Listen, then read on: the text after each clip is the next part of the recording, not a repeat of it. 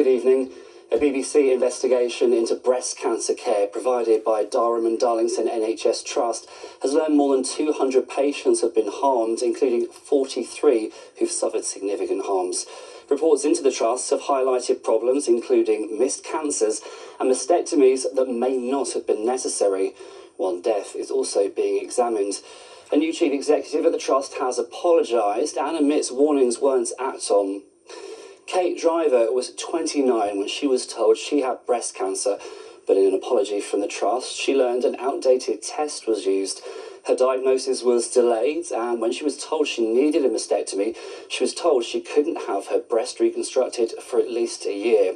Well, Kate moved her care to Newcastle and says she had a lucky escape. Waiting so long and having to chase everything up made it 100 times worse than it needed to be. Couldn't eat, I couldn't sleep. It just made it felt like no one really cared, no one was taking it seriously. I thought I was going to die, and that was the scariest, really like the hardest bit, I think, kind of just being faced with your own mortality. And you can see more on that story in a documentary called Hidden Scars, an NHS Scandal. It's available on the BBC iPlayer right now. A man who claims he was raped and deliberately given HIV has told a court he thought he'd been given a death sentence. Newcastle Crown Court heard the alleged victim claims 43-year-old Adam Hall attacked him in 2016 and was the source of his infection. The jury heard the complainant is one of 7 said to have been infected by Mr. Hall. The defendant from Washington denies raping 5 men and 7 counts of inflicting grievous bodily harm with intent. The trial continues. Now December is almost upon us, and as we approach the festive season, a mother whose son was killed as a consequence of a one-punch assault has urged young people to think before they act. Maxine Thompson Curl's son Christian died in 2011, months after he was punched in the head in concert on his 19th birthday. The 3 North East police forces met up earlier today to renew calls for people to remain safe while drinking alcohol this Christmas. I really wish it wasn't my story. I really wish that Christian was out having a life. But unfortunately for me, this is what I've been left with. And I've tried to just make the most of it. To raise awareness and to stop these one-punch assaults happening. So the families don't have to go through what I've had to go through with my family and Christian's friends. The family of a former footballer who was diagnosed with dementia say help is available after they became one of the first in the country to receive support from a fund for professional players. Kenny Chaser from County Durham played for Oldham Athletic in the 1950s and died last year. He was once the youngest player to score a hat-trick in the Football League. The football authorities have long been criticised for failing former players diagnosed with brain conditions after heading heavy leather balls. It wasn't really about the amount of money for us. It was the fact that they stepped up.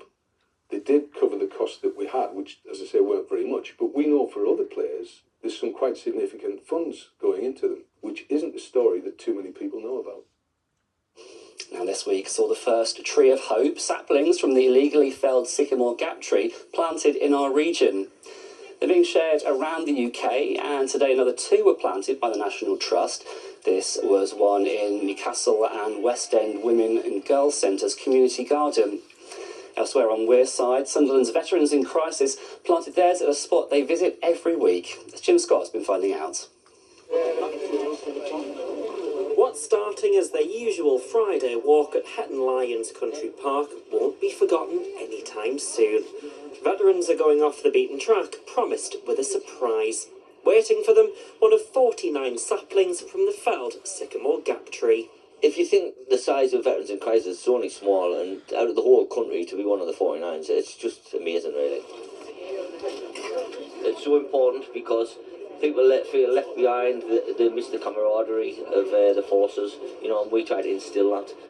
Many have travelled from across the North East along with friends and family, but the tree is just one half of the surprise. I've already said how special this is to receiving a Sycamore Gap sapling. However, we wanted to make it extra special. Not long ago, one of our clients died, Ike Curran. His daughter's here today, Rachel, and we've got a plaque, so we're going to dedicate this tree to Ike. This is a surprise to Rachel, by the way. She didn't know anything about it. he'll be over the moon.